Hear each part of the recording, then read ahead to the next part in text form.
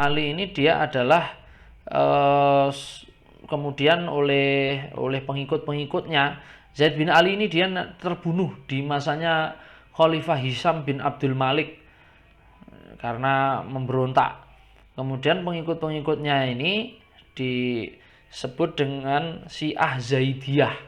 Syiah Zaidiyah ini banyak yang Syiah Zaidiyah ini Syiah garis longgar ya. Syiah garis longgar yang tidak terlalu, ya mereka tidak terlalu Syiah nemen lah. Wong Syiah itu awal mulanya juga partai politik kok, terus jadi aliran agama. Kalau Syiah Zaidiyah ini dia masih agak bisa mentolerir ahlu sunnah. Zaid bin Ali, orangnya sikoh. Di sini sikoh semuanya. Jadi maka hadis ini dia punya pembanding. Walaupun di Sahih Bukhari itu dia hukumnya adalah dhaif, tetapi di musnadnya Zaid bin Ali itu hukumnya dia hadisnya sahih.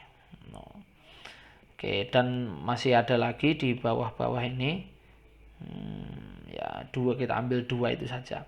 Kemudian kita masuk ke hadis yang berikutnya tadi, yaitu hadisnya adalah apa yang tulisannya, coba kita lihat kata kuncinya, al yadul ulya. Al yadul ulya. Oke. Nah, ini ketemu di Sahih Bukhari juga ada al yadul ulya khairu minal yati sufla. Kita lihat di riwayahnya hadisnya. Hadis ini ada yang mu'alak.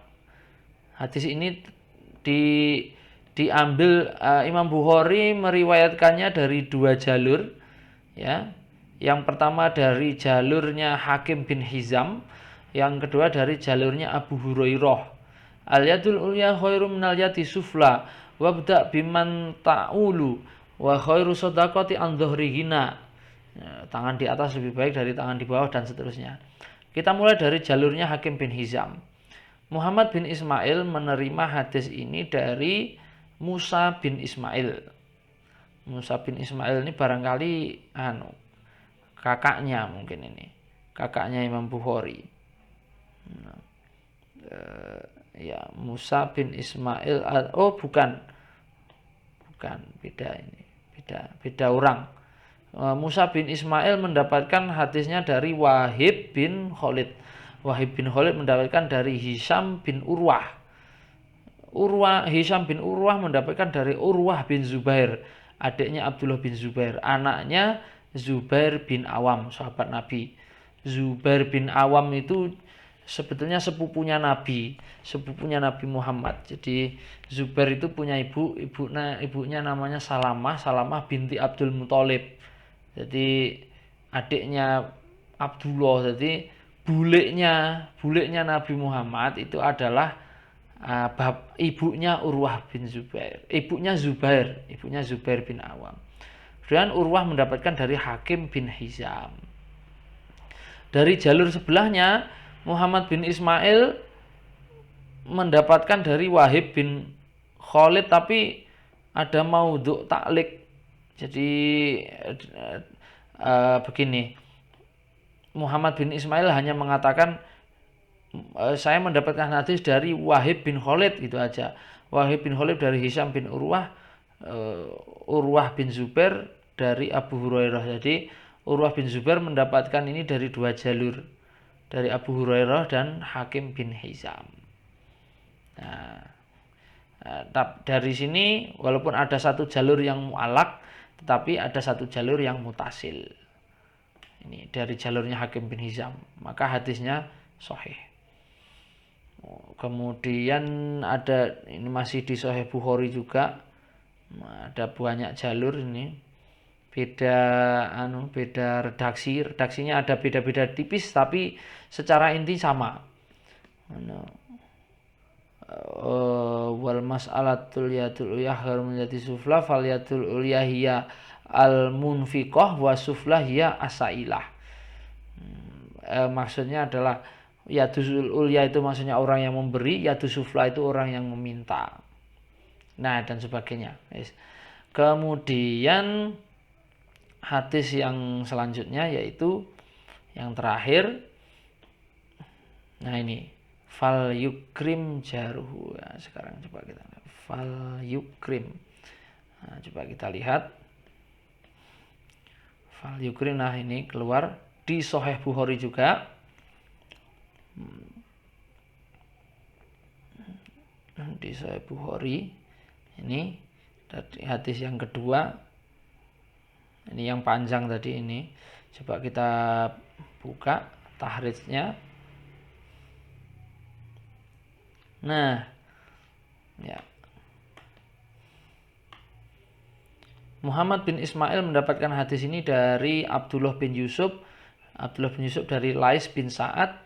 Lais bin Sa'ad mendapatkan dari Sa'id bin Abi Sa'id dari Khuwailid bin Suraih. Khuwailid bin Suraih ini sahabat Nabi. Hadisnya sahih.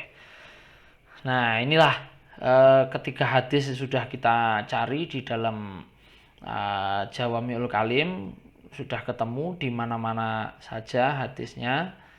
Ya, pencariannya masih terus berlangsung nih. Hadis ini hadis masyhur sekali ini. Bisa ditemukan di Sahih Bukhari, kemudian di Sahih Muslim, Jami' Tirmidzi dan sebagainya. Dan ini pencarian masih belum selesai nih. Hasilnya terus muncul.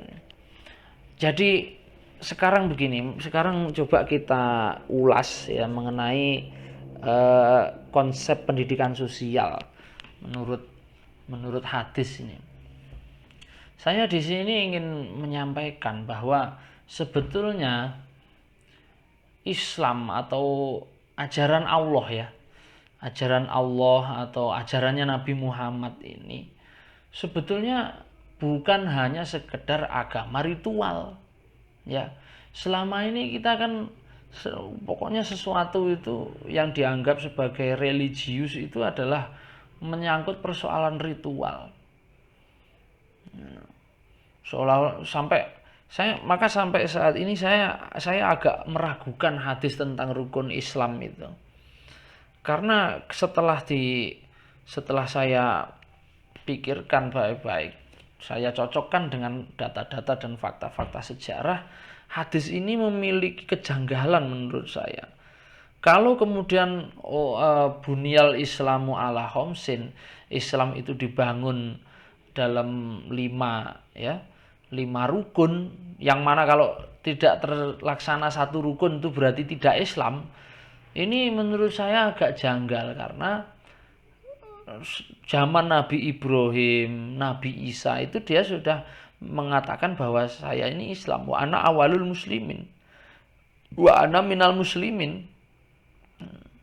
Jadi pertanyaannya, kalau Nabi Ibrahim itu Islam, apakah dia melakukan rukun Islam?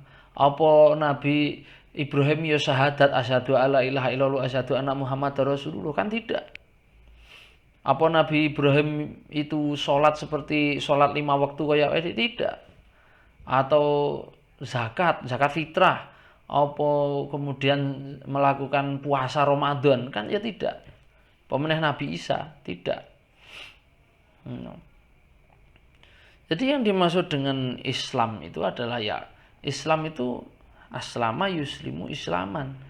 Dinul Islam itu, din itu maknanya adalah din itu perjanjian ya. Din itu perjanjian, Islam itu maknanya adalah ketundukan, taslim, maka kemudian taslim, bitaslimil umur, menyerahkan urusan.